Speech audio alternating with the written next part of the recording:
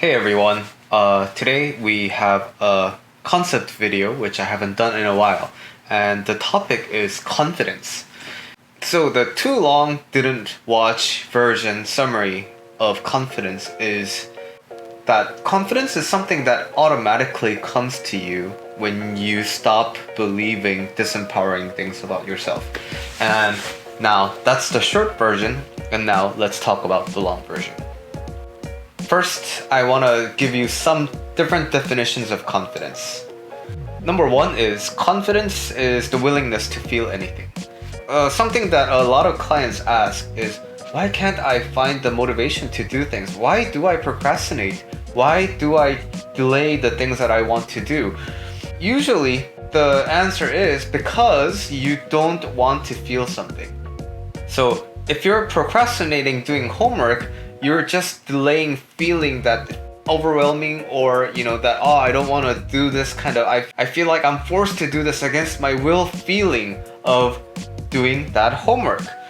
You're trying to avoid that because that doesn't feel good.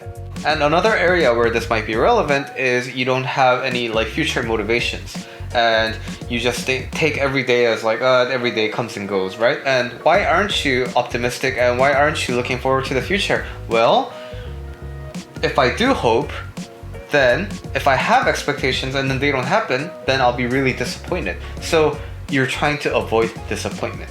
And so a lot of our actions we think are okay or kind of acceptable, but it's not totally bad. Like procrastination, it doesn't feel really bad. When you know you're delaying it, you know that you're procrastinating, but it's not active depression or active grief.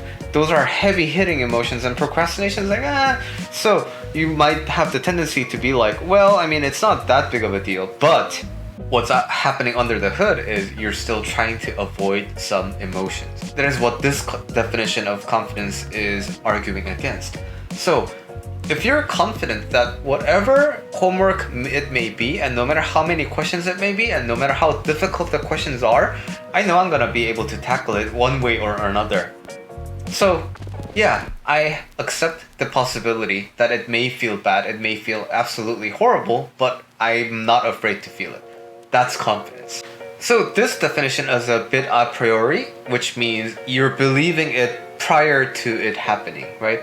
You want something and you know things haven't happened yet, but you know you're mentally equipped to do whatever the world throws at you as you try to overcome the challenges. So that's a pre-action kind of confidence. Another definition is a posteriori kind of a definition, and it is confidence is the product of ability and not courage, right?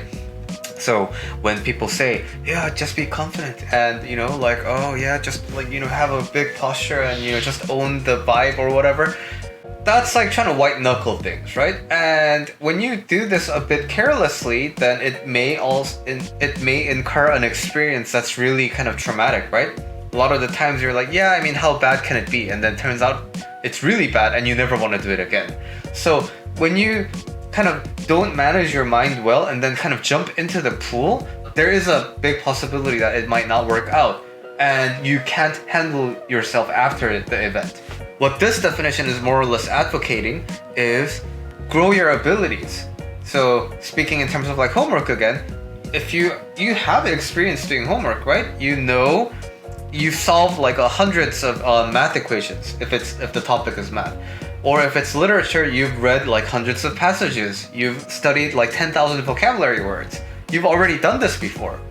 So when you're about to do homework or when you're about to take the SATs, you're whoa, yeah, I feel confident because I've done it so many times. So it's a product of ability, not courage. So my earlier summarized definition of confidence is that it's something that comes automatically when you stop believing disempowering things about yourself, right? And so let's take dating for an example. A lot of people have a lot of difficulty in being confident when asking people out on a date, especially if they've never had a successful relationship before. Going by the first definition, it should be fairly easy, right? So just be willing to feel anything. But that's not as easy as it sounds, right? And why it's not easy as it sounds is there's a lot of feelings that make you feel really bad. But what makes you feel really bad?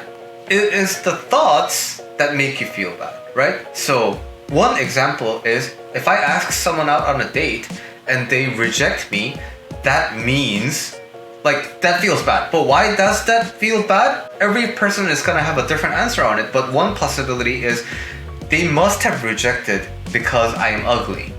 Another possibility is they must have rejected because I'm not attractive enough. Those two things are not absolute truths. They're a subjective opinion because ugliness and attractiveness are both not absolute things. The definition is different person by person. So what makes you feel bad is this completely optional belief that I'm ugly, I'm unattractive, and that makes me feel bad.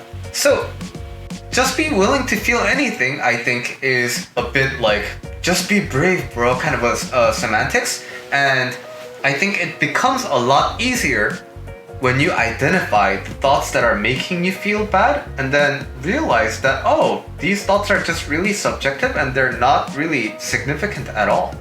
Another example is a job interview, and a person may be really stressed out for a job interview because it's so important and it's a once-in-a-life opportunity to get this dream job, right? And so if you don't get this job, what does that mean? If you mess up this job interview, then it means I'm a failure. I failed at life and all my interview prep was gone to waste, right? And now all of those things are subjective thoughts. They're not the truths, right? Because there's tons of other people who probably fail at that job interview but have really successful lives or really happy lives or really fulfilling lives. So when you realize that all the things that make you feel bad, they originate from a thought that you don't have to believe and a thought that is not grounded on the truth.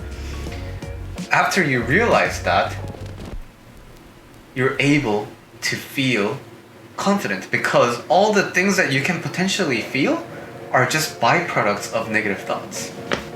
And how the second definition ties in is the more you gain experience doing the thing that you want to be confident for, the more possibilities and the more kind of a pattern you're going to be able to generate, right? So nothing is going to be like foreign. And one of the things that the primitive brain fears the most is foreign things, new things, right? So with enough practice and with enough experience, nothing is really new. Everything is very kind of fits into a pattern that you've already seen already, and humans are really good at pattern recognition. And combine that with, all the bad feelings are coming from optional thoughts. When you put these two together, you're gonna be a unstoppable confidence machine.